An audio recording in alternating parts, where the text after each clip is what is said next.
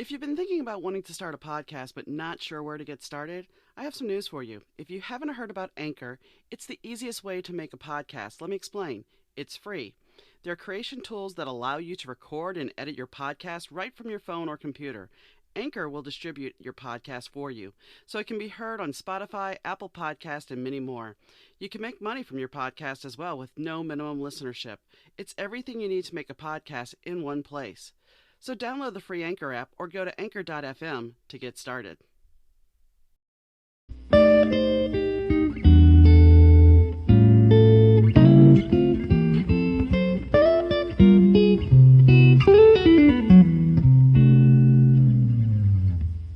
Hi gang, Donna here. Today I am with author Susan Cushman. She's a fictional author and a grandmother who resides in Memphis, Tennessee. She will be releasing her 7th book on June 8th, entitled John and Mary Margret.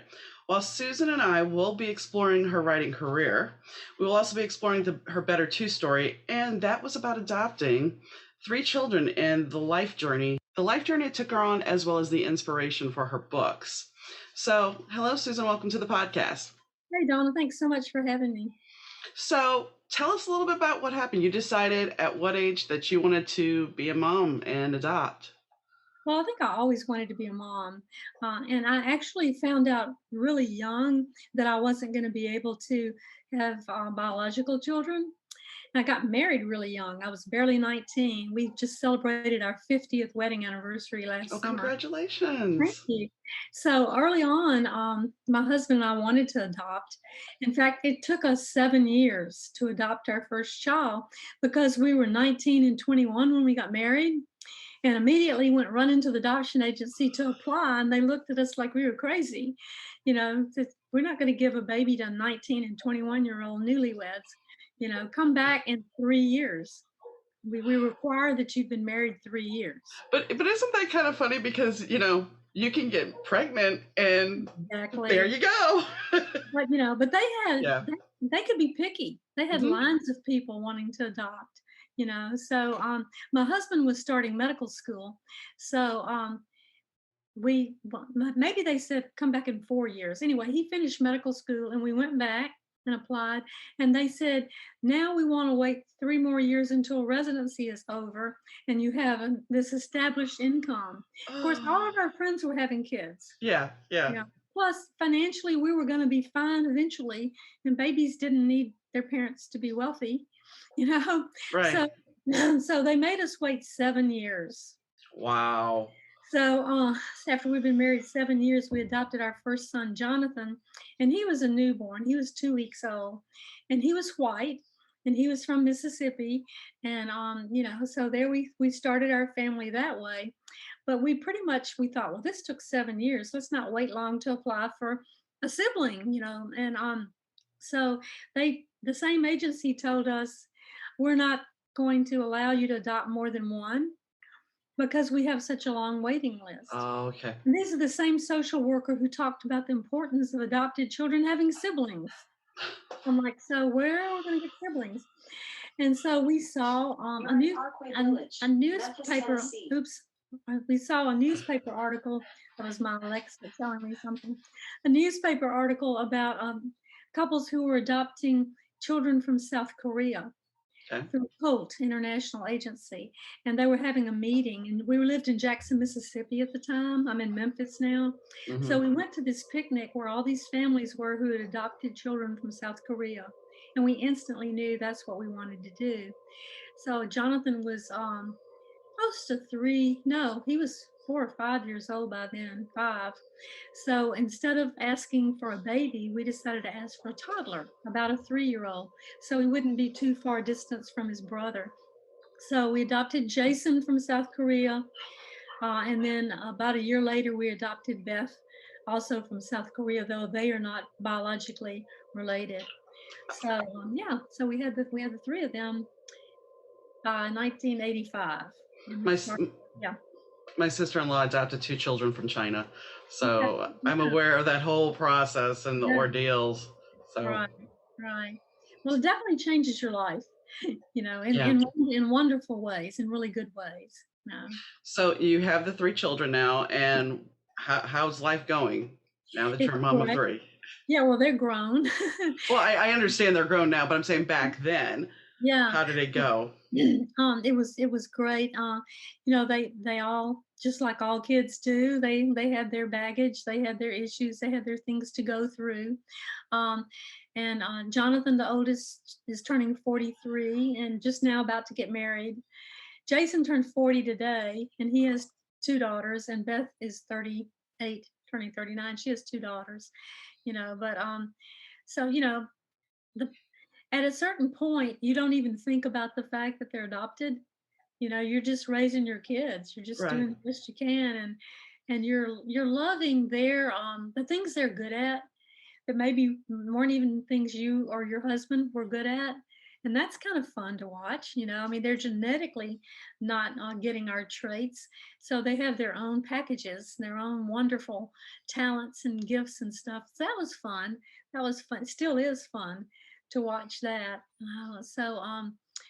The last one left home 20 years ago for Wow. college. So we've been empty nesters for 20 years, and by this November, all three will be married. And like I said, we have four granddaughters. So yeah, it has been and is a wonderful experience. Oh, I can imagine. I can imagine. I was a stepmom, so that's how I had my children. And yeah, I mean, when they're with you, you love them like they're your own. There's no Exactly. choice. There's no line that says, well, they're not my biological kids, because if something happens to them, you want to make sure they're okay. If you want to hold them while they're crying, you want to be there. You want to be their parent. So adoption and being a step parent they have similar things. Yeah, I hadn't thought about that, but that's true. Yeah. But here's the funny thing is people look at adoption as, oh, well, they're your kids. Step parent, Well, I have not thought about that. Yeah.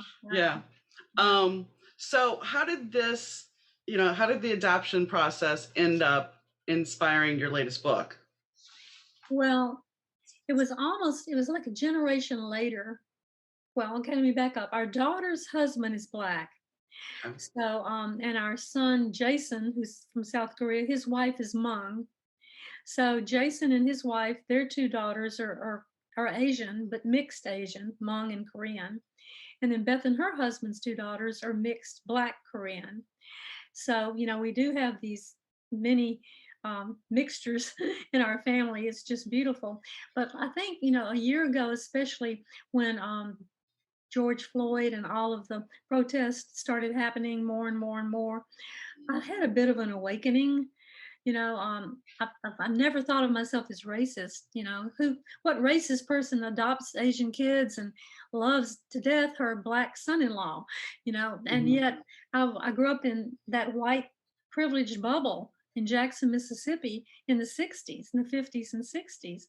And even when I was at Ole Miss, I was unaware of what was going on there in the late 60s that I write about in my book.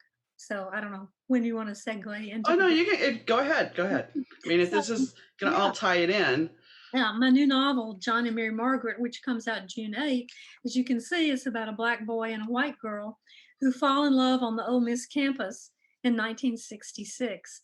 And so Mary Margaret, the girl in it, has a lot of similarities to me because she's from my hometown of Jackson, Mississippi, and she wants to be a writer.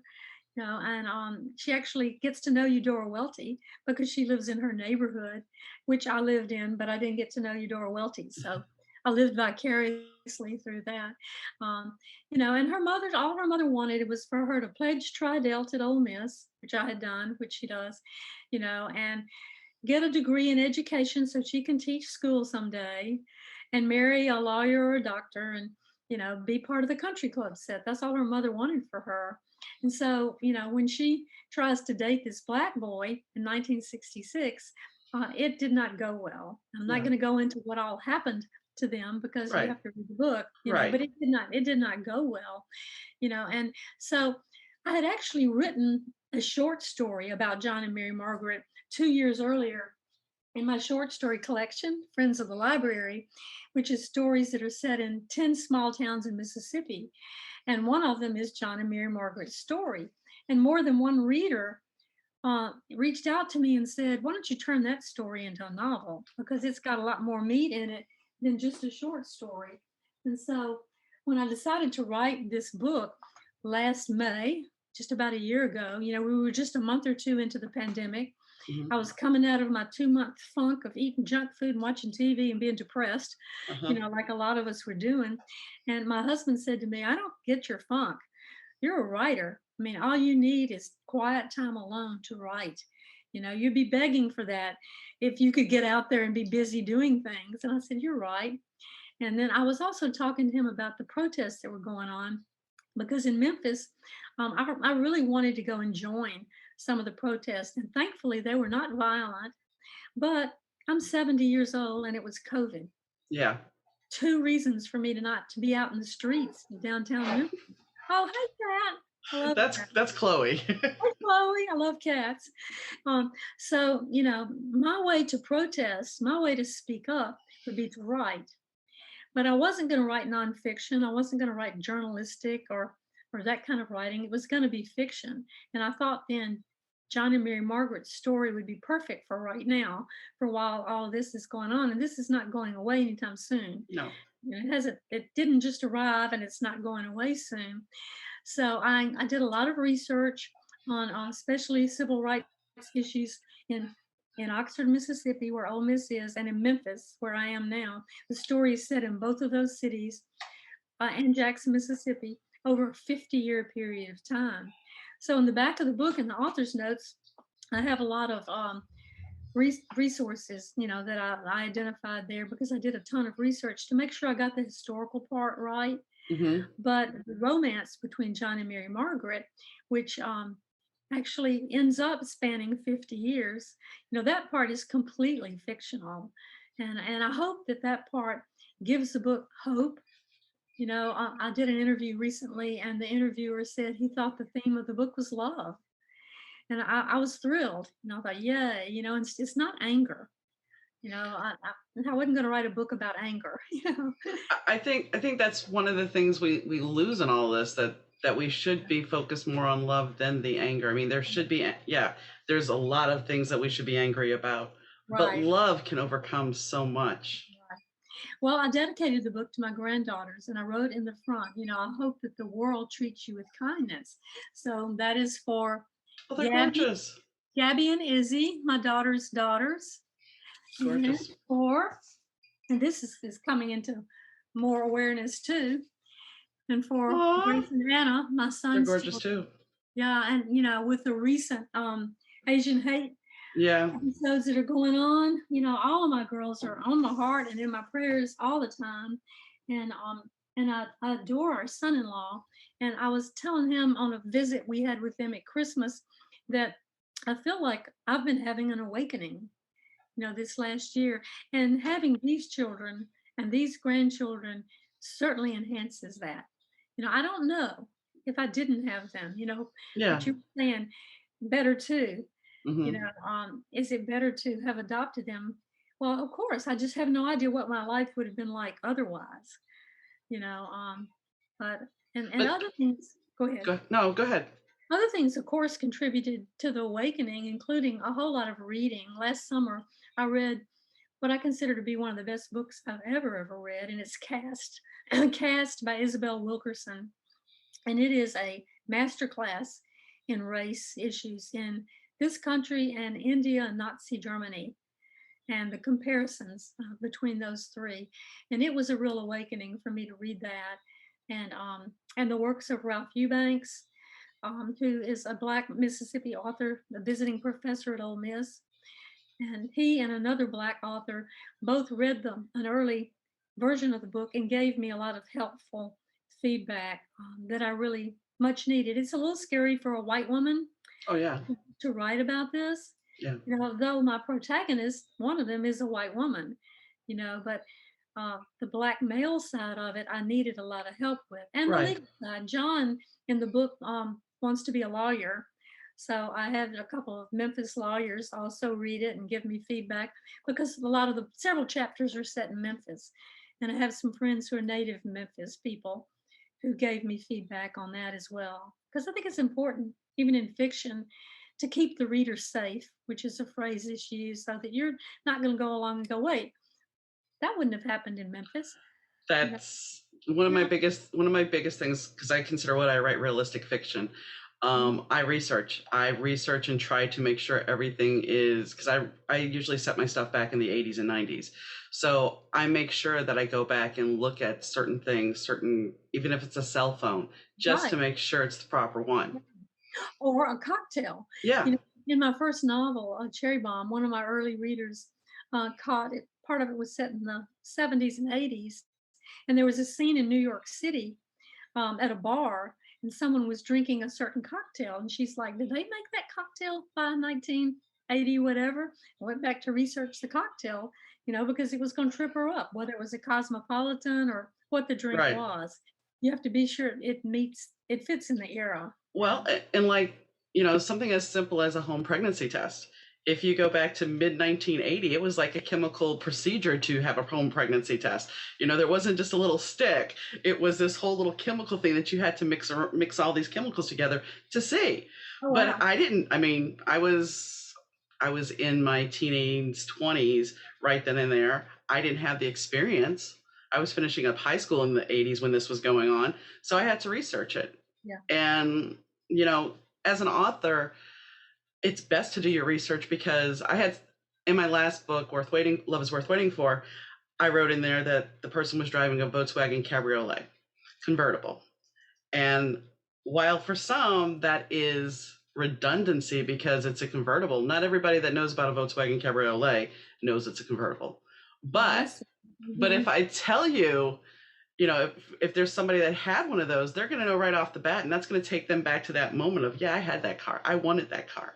Right, right. So I try to put some of those realistic things like you were talking about in your story. You have to.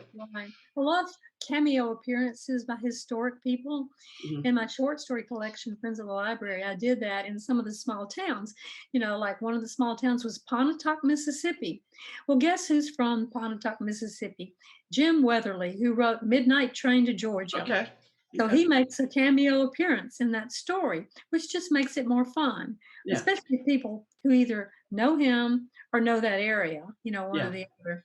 So that was fun with Eudora Welty. And of course, there are historic people who are referred to in the book. Of course, there was Medgar Evers and so many people that were involved in the civil rights movement that were in there, so including, of course, Martin Luther King. So I tried to stay true to it. I hope I did. I hope I got more details right than wrong. Yeah.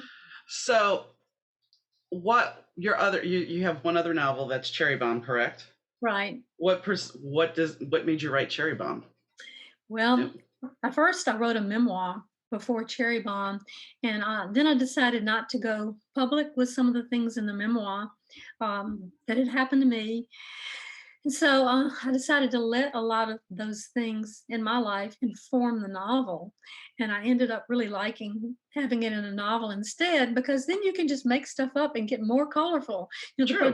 protagonist, Mare, is a young girl who escapes from a religious cult in the 1970s in Georgia, and throws up graffiti as a cry for help, and ends up with a scholarship to the Savannah College of Art and Design, where Nice. she's mentored by Elaine de Kooning, a famous abstract expressionist painter. There's your cameo, Yeah. you know.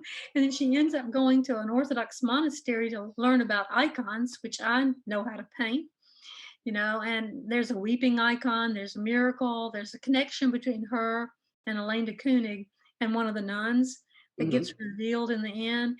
So a lot of that was just completely made up. But I'm a convert to the Orthodox Church. I've visited many monasteries. I learned to paint icons. I was part of a cult like religious group. I was abused by my grandfather when I was young. So some of that fed into it, but it wasn't my story at all. It wasn't like people that think they can take a memoir and just kind of fictionalize it. That doesn't usually work. Memoir is one type of art, and a novel is another type of art. And I think you have to be careful thinking, oh, I'm just going to change the names and nobody will know. You know, they will know for one thing. Somebody's going to know who you're talking about. But in this, I did little sneaky things like my grandfather's middle name ends up being the name of an abusive foster father of the protagonist, just to throw that in there. You Yeah. know, that Yeah. was nobody but me got that. But something that was something cathartic about doing that, you Well, know. exactly. Sometimes when you're writing and you're giving a character a backstory, some of your backstory seeps in there, and then you have a moment of clarity. Like, wait a second, that completely changes everything. You know, there was something I was working on not too long ago, and I thought about something my mother had always said, and I used it as a character thing. I used as this girl's going by what her mom said about her father, which was, I thought your father was my knight in shining armor, riding on his white stallion to rescue me. Turns out he was, excuse my language, a jackass. He was riding a jackass, and his armor was tarnished. Well, as I'm writing this, I thought back to something my dad's mom had said, that my mom was trying to get out of the house when they got married. That she was all, and I had always never thought about it. I was like, no, you're full of it. No, because I'm going by what my mom told me. And then I'm sitting here writing this, and I'm like, that statement and what my grandmother said kind of are the same thing. If she thought he was the knight in shining armor to rescue her, it's kind of the same thing. So that moment of clarity comes sometimes when you're writing. Yeah, absolutely. Yeah. And I don't think that many people understand that it's a whole process when you write. It really is. It is. And the process is different for everybody, and it depends on what you're writing. You might be Yeah. writing something that's completely not about you, or Right. you're not really in it. It's about someone else or events that aren't a part of your life. Right. But I would say that almost everything I've written has bits of me in it, and my life in it. And I don't know if that's going to continue. This is my seventh book. I've got some more in mind. So I don't know if that's going to continue or not. It might. My very first book was a memoir, Tangles and Plaques, A Mother and Daughter Face Alzheimer's. And that was about my relationship with my mom and what it was like long distance caregiving for her, really over a 11 or 12-year period. She was in Jackson, Mississippi, and I was in Memphis. The last 8 years of that, she was in a nursing home, and I was back and forth seeing about her, but not true caregiving, obviously. And I had a blog, and every time I would visit her, I would come back and write a blog post about it. And again, a reader said, "Why don't you turn this into a book?" Mm-hmm. I took 60 of those blog posts that covered 8 years, cleaned them up just a little bit, put it Mm-hmm. into a book, and that's how my memoir came about. And I was thinking again about the better two, and I would never think that it's better to have had a mother with Alzheimer's or a grandmother, her mother, but I certainly would not have written the book. Maybe the better two part is that it's helping other people. You know, It's helping other people, and it also motivated you to write. It also motivated you to get you out there. My first book, My Days with the Dark Muse, happened because my husband was at dialysis, and he would be in dialysis for 5 hours a day, three Mhm. times a week. So Yeah. I would go to Barnes and I would try to kill some time there. And I started writing blog entries about, I took one of the characters from this book I had been working on for 30 years that I had never done anything with. I took this character out of there because he's like, I got a story. And I'm like, okay. And he's basically a drugged up rock star. And so I started writing these blog posts, and I was having rehab centers liking these posts. And I'm like, wait a second. So if they actually think this is real, why not turn it into a book? Right. And so I had a friend or two that worked at Barnes, and they were having a new writer's night because they were getting ready to close that location. She's like, this will be your last opportunity. I'm like, all right, let me finish it. It gave me the motivation to finish it. So you have to look at whatever's presented, even if it's a tragedy, something that's born in a positive way, even though you went through that. And yes, now you're helping somebody because they can pick up that book and learn from your experience. But you also grew not only as a writer, but you gained something from it because you can look back and you said, I did this. I helped my mom. I helped write this book that's going to help others. So you have to look at all the positives of it. Absolutely. And I'm so glad I did it for Yeah. all those reasons that you just said. Yeah. I mean, I think that's when we get lost in tragedy. A lot of times we don't look at the positive. We just look at, oh my gosh, this is what we're going through. We don't look at the healing process. Right. So Mhm. go ahead. And my mom died in 2016, and the book came out the next year. So she had not known who I was for about 4 or 5 years. So, I couldn't share it with her. Yeah. But we had had a difficult relationship. I say in the front of the book, the tangles and plaques are not only in your brain, but often in your relationships. And she became sweeter to me rather than meaner. Hmm. And I was able to forgive her and to really enjoy some of my visits with her and to be able to be the daughter she needed me to be during those years without bitterness. So, and even writing the blog post helped me because that kept me accountable for Hmm. all those 8 years that I was doing that. That was the writing. Putting it together into the book was the easy part, after the 8 years was done. But then, okay, what you said right there, though, if you back up for a little bit, the better two thing is the fact that you gained this relationship with your mom that was not very much a relationship prior to this. Right. So that in itself is a gift. It was. Definitely was. I mean, because how many of us don't have that relationship with our parental figure, whether it be mother, father, Mhm. and we never get that chance. It's We true. never get that shot. It's true. So, I mean, my mom, she died when I was 23, Oh, 24. wow. Oh, wow. It was her choice. Um, Mhm. but why I'm saying this is when it came time for my grandmother, her mom wasn't doing well, it became my responsibility. And there was a lot of resentment because this was supposed to be her job doing this. I love my grandmother. My grandmother was like a mom in a lot of ways. But in a way it kind of bothered me because it's like this should have been her place. Right. Right. And my dad did the same thing, even though my dad is alive and well. My dad's like, "Oh, can you come down here to take your grandmother here to go check out these facilities? So you're going to fly me. You're there, but you can't be bothered." Right. So you have to look at gaining something from your parents to be able to make amends. And that's a great thing that you could make amends. I was very thankful for that. Yeah. So has I see that you write, you have the two novels, you have a memoir, and you have several, what, two or three books of short stories. Is that correct? Now, those are anthologies Okay. of essays by other authors Okay. that I edited. Okay.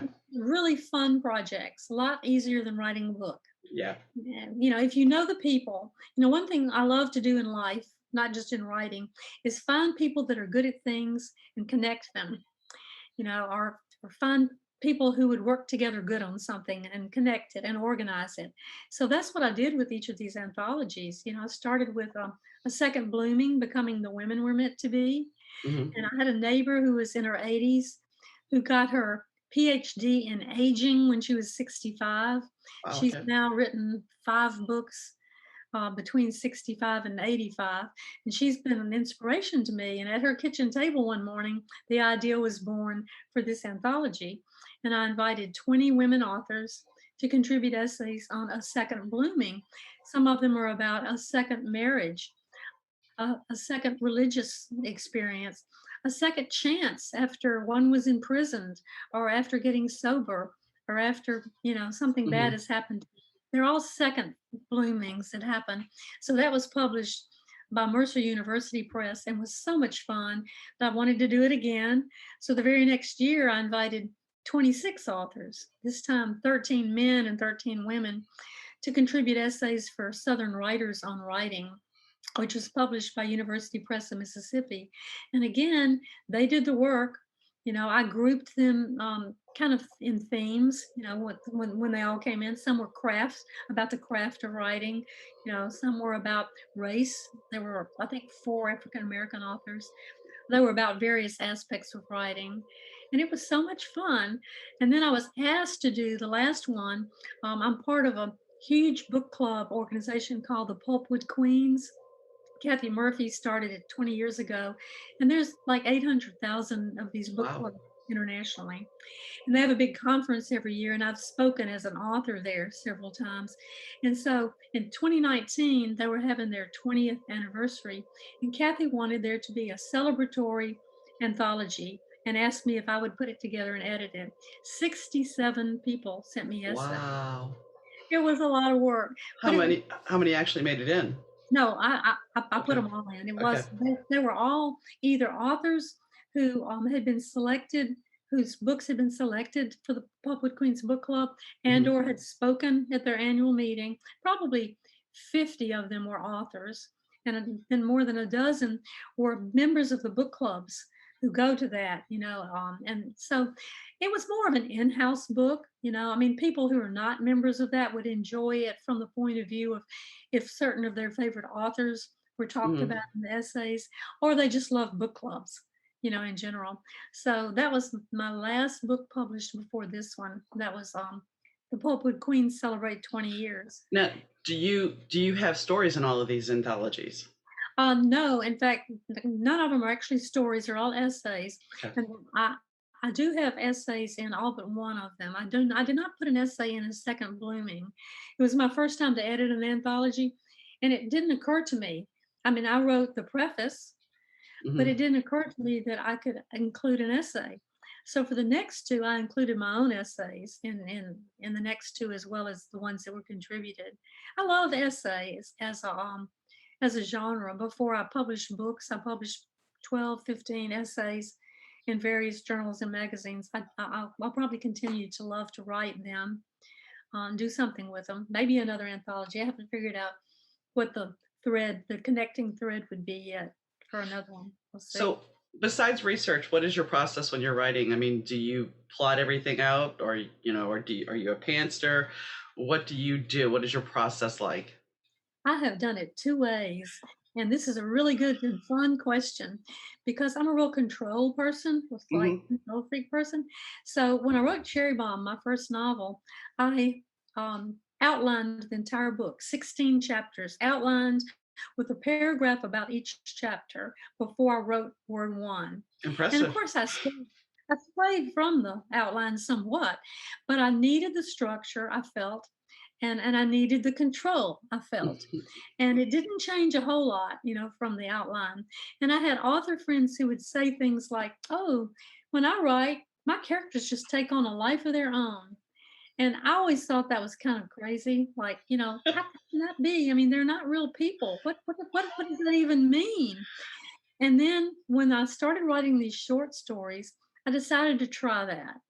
I mean, I had visited each of the towns where they were set. I was on a little book tour through to friends of the library groups at Okay. these libraries in 10 small towns. So, and I created a fictional author named Adele who was going on that tour, and she continues in the novel. And but at each little town, I would come home from the visit, and just like visiting my mom in the nursing home, I was gonna write a blog post about each, but then I stopped and I thought, what if? And these are my two new favorite words. What if this happened instead? What if this homeless man came to the Friends of the Library thing and Adele got involved in his life and helped him, which happens Hmm. in one of the stories? What if this girl who's dying of cancer at St. Jude Hospital gets helped by a weeping icon? Yeah. What if Adele helps this woman escape from her violent husband in her domestic abuse situation? And now I forgot where I was going with all of that. We were Um, talking about pantser, plotster, yeah, and yeah. So I just, with each one, I had the setting, the town I visited. I got the idea about the character, and that's all I had. And then I sat down and wrote. And it was the most fun I've ever had writing. I didn't outline a thing. I didn't know how it was going to end. I didn't really know how the plot was going to go, just a little idea about each one. And those short stories, I would write each short story in just a few days. So I had 10 short stories done in a couple of months. And I thought, wow. Well, of course, short stories are easier to write than novels because the narrative arc is so short. right. And with the novel, you got that sagging middle thing that happens that's annoying, and you just need a lot more to be there to it. So after having that experience, then when I was going to write John and Mary Margret, the novel, I really already had a synopsis. I had a 20-page short story, and it served as a synopsis. And I really wasn't going to stray far from that plot. I just needed to do a lot of research and flesh out each of the parts of it. I changed some things. Obviously, you turn a short story into a novel, you're going Yeah. to change some things. But I had someone ask me in an interview yesterday what I'm going to do next and which approach I'm going to take since I've done both approaches. And so I do have a novel in mind, and I'm going to try to let the characters speak in this next one. I'm at least start out that way. Hmm. And then if it seems too out of control and I can't stand it, then maybe I'll pull back and do some outlining. I don't know, but what have I got to lose? I have the main characters and the setting in mind, and one important element of the plot in mind. And I've actually written 6 or 8 pages just to kind of play with it a little. So I'm just going to kind of keep going and see what happens. Why not? That's the truest way to write. I mean, plotting. I have, like I've told people before, I have plots. I have pages of plotting. I have pages of outline, and I guarantee you, back to that first book I wrote, I was taking my husband to dialysis, and the main character basically comes to me and says, "Hey, I got a better idea for you." I'm like, "Oh no, no, we're not doing that. I like this idea. Just hear me out." So I was like, so I came home and I wrote, and his ending's in the end of the book, not the one I was originally Yeah, going to I do. love it. Yeah. So, you sometimes, however they come, it guides us in a better way. So, There you you know, go. so I've looked at your short stories. So you have 7 books. Now, is that including the ones you edited? Yes, I have Okay. 4 books I wrote and 3 I edited. Okay. Yes, Because I wanted to make sure, because in your bio it said 7. So that's even right. I think on Amazon it said 7. So that's why I was like, I 7. wanted to check. Thank you. So I think that your story is going to be very intriguing and very timely. I mean, that's the one thing about what's going on now. It's like in the 80s, it's kind of, at least for me personally, was kind of like, oh, everything seems to be progressing. We seem to be moving past these things that were in the 60s and whatnot. Mhm. But the truth was we weren't. No, we We weren't. just didn't see it. Right. So I think hopefully your book finds the right audience and it can be embraced and people can look at the bigger picture of what you're trying to say here about love. You know, I Yeah, mean, I hope so. I mean, that's why I wrote it, and also to help people maybe who um, need a little more of an awakening, which I'm still in the middle of. I feel like, mhm, um, so it has a lot of different. Doesn't have a real strong agenda. Just has a little bit of one. If it, I don't know, with fiction, you can't have too big of an agenda or you'll ruin it. It has to be. right. It has to be art. This is a real love story. I was thinking about hmm, the Notebook, Okay. the book about the man and his wife, and she has Alzheimer's, Hmm. because there's also an element of Alzheimer's in this book, and I'm not going to say what it is. That's a little bit of a spoiler, Yeah. but there is an element of that in there too. And so I went back and reread the Notebook when I was writing this because they're an older couple, and it goes back and forth between their young romance in the beginning, and Hmm. and, and they end up together and all of that. So I think it's full of hope, hope and love. I hope so. I mean, that's a good thing. If somebody can read a book and feel that way afterwards, that's a wonderful thing. Um, what has been your favorite book to write or story to write? Maybe that's a better way to phrase it. Hmm. Um, as hard as it was, Cherry Bomb will always be my baby. And the fact that I spent 6 or 7 years on it, and I also had a New York literary agent that I left because she was trying to change it in ways I didn't like. Her editors were trying to make it more hardcore fiction, Girl with a Dragon Tattoo, which is a good book, but it wasn't what I was writing. I was writing Southern literary fiction with a spiritual element to it. And so we couldn't agree with what to do with it. And so I left her, and I left the opportunity probably for a book deal with HarperCollins or somebody bigger instead of with a small independent press. But I was thrilled with the book. The small press I went with, the editor was great, got what I was doing. I'm proud of the outcome. So that mattered more to me, than making the money or getting the bigger book deal. So I think, and Cherry Bomb has so much of my life in it that I think it will probably always be my favorite. Hmm. I kind of think John and Mary Margret may be my best as far as the writing goes. And it's good to feel that way about your most recent book. Oh yeah. I have an artist friend who says, she looks at paintings from the past and she looks at her recent work. And if you can't say, oh, this is so much better, then you're not growing. You Right. know? So Right. hopefully this is my best writing. Um, yeah. Yeah. I mean, I look at my writing from 30 years ago and I cringe.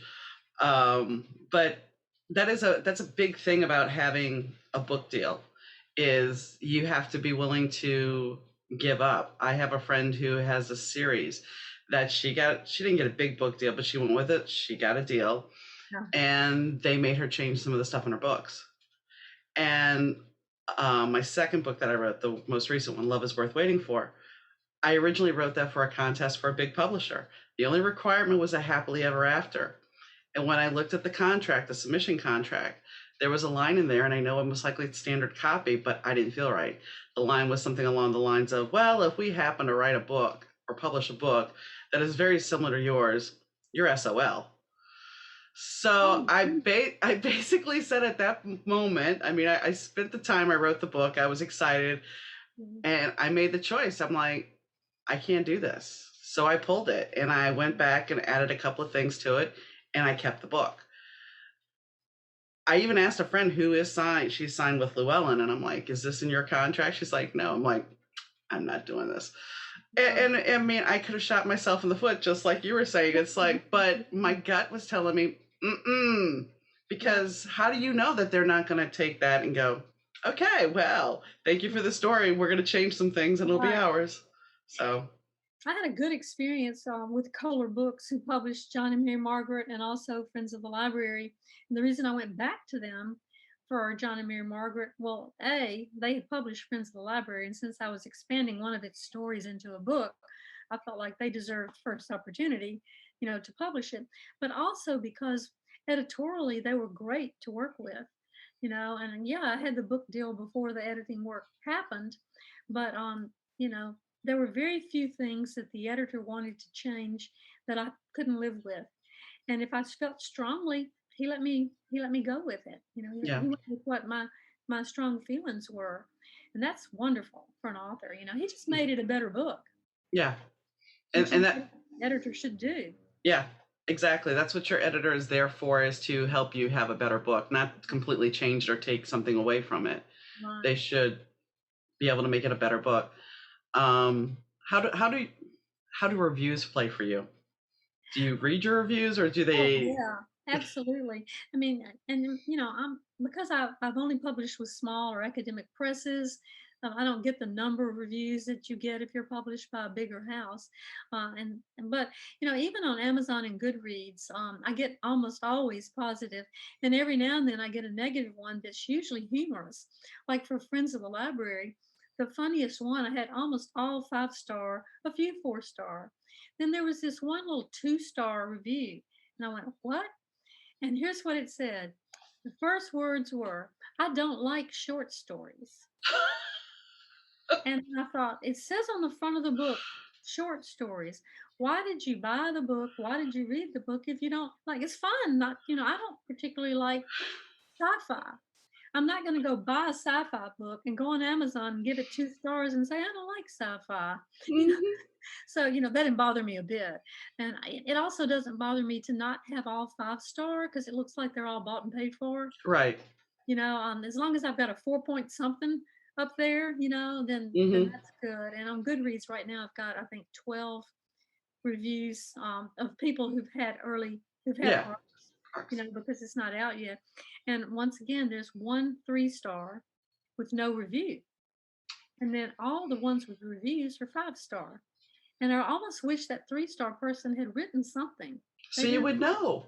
so I would know to give me the feedback. I'm a person. I got one like that. Nothing. I got one just like that recently too. And I'm like, tell me why you're giving me a 3 star. Now, the most amusing one now I've had. So my days, I re-released it. The first time I released it, somebody gave me a 3 star review. And she wrote, I hate this book. I hate the Oh, characters. I can't believe I finished. Well, firstly, I'm like, all right, you finished. Secondly, I made you feel something. You felt hate. So at least I did that. Well, it gets better. So recently, same person took uh-huh. down that review, read the new version of it, still gives me 3 stars, and then gives me a different review. And I'm sitting here going, wait a second. So you read the book the first time, you couldn't believe you didn't finish it. Then you picked the new version up of the book because it had been edited, and you read it again. So you must not have many books to read. Why bother to read something you didn't like the first time? I don't know. I was just kind of like, all right. So, but yeah, I mean, that's so far, knock on wood. But going back to Goodreads for a second, there's a scam now that I don't know if you've heard about, but there's authors that have mentioned this, that there are people that are actually going on Goodreads and leaving 1-star reviews, and then sending an email to the author saying, either pay us or we're going to ruin your career. Oh, wow. That's terrible. Yeah. So that you contact Goodreads and they'll take them down, and then it just keeps going. No. So this has been going on a bit. I hope it doesn't. That's awful.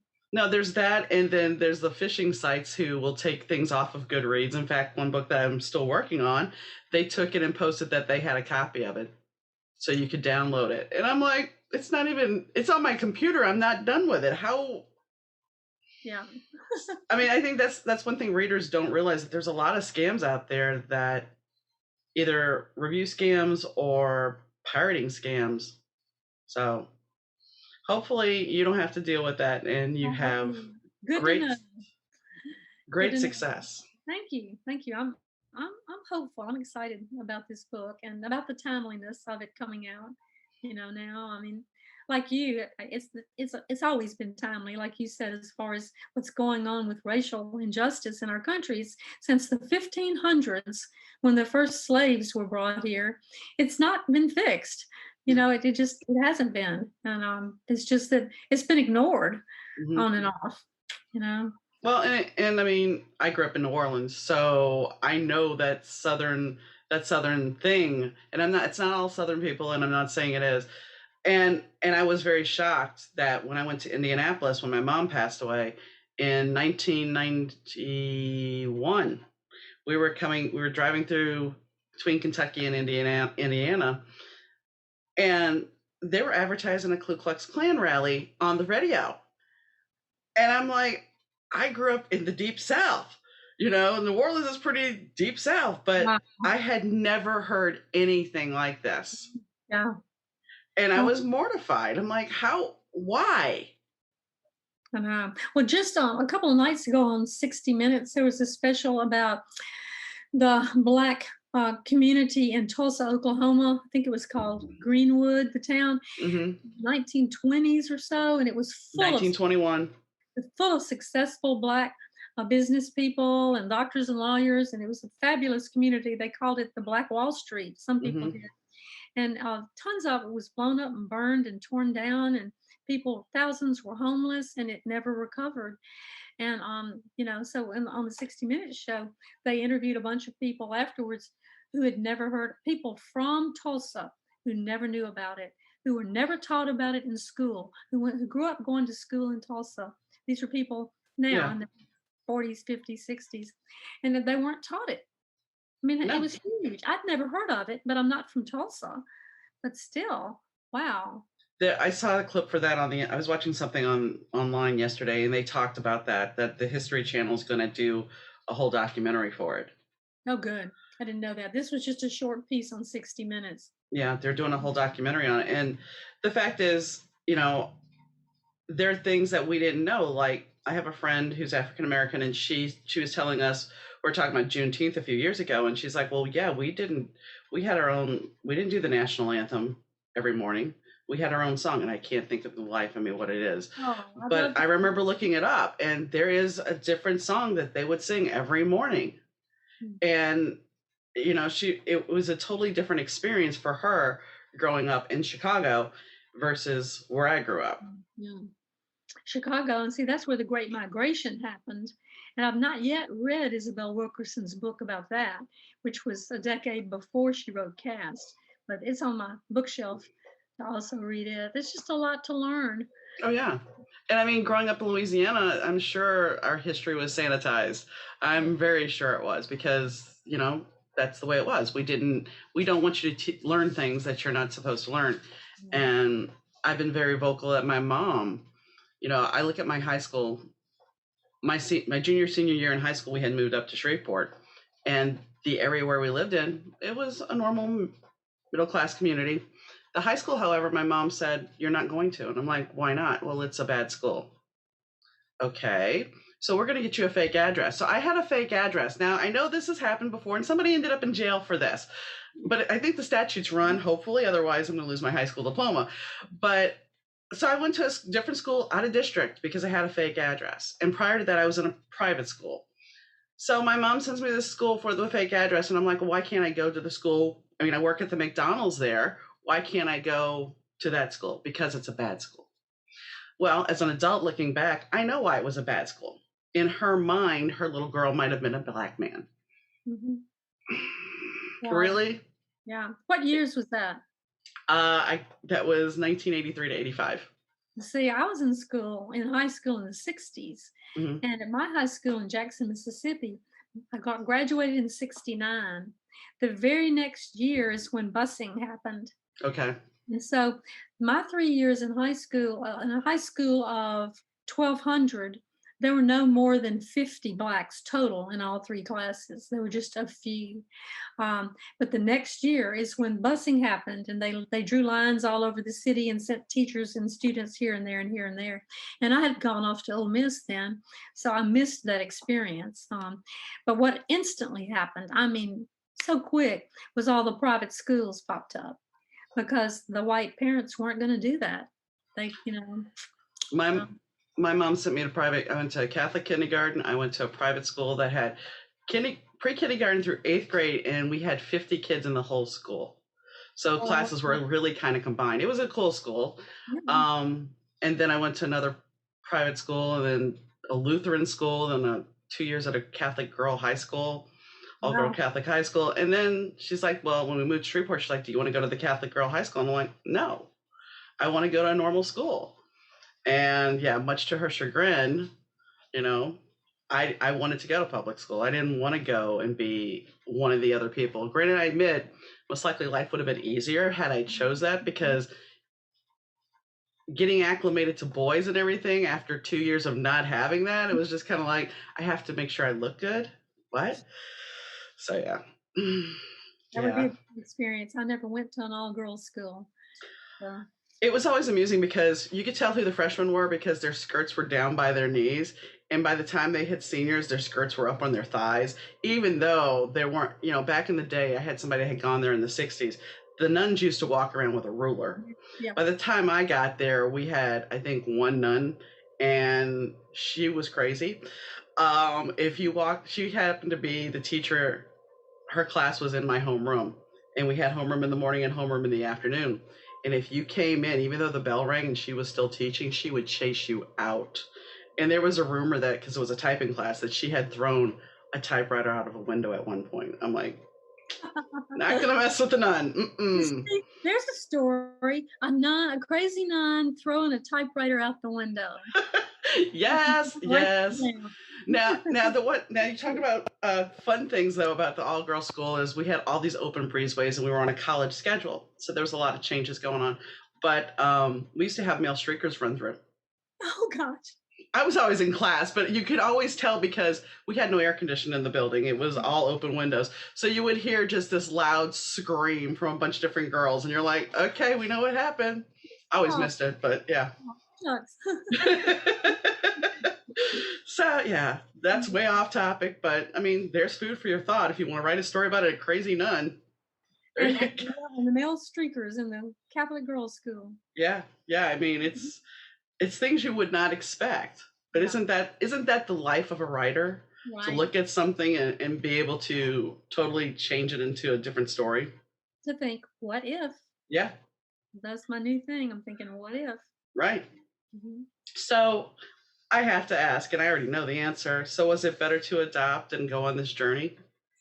Absolutely. Because I did learn at a young age that I couldn't have my own biological children, I won't lie and say that there was no heartache there. There was a lot of heartache. there, and adopting children doesn't replace biological children. No. That's not the point. The point is you want a family. You want people to love and nurture and to be part of your family, your community. And if adoption was the way that we could do that, that was the way we did it. And gosh, I'm still learning. I've learned so much. And of course, now my adoptive children have their birth children. I'll never forget when Jason, my middle child, when his first child was born, and he was in Denver at the time, and I flew out there. And when he put her in my arms, tears streaming down his face, he said, "Look, Mom, I have a birth family now." And it was not about Nice. me. None of my Yeah. kids have ever rejected me as a mother, or "You're not my real mother," Yeah. or any of that.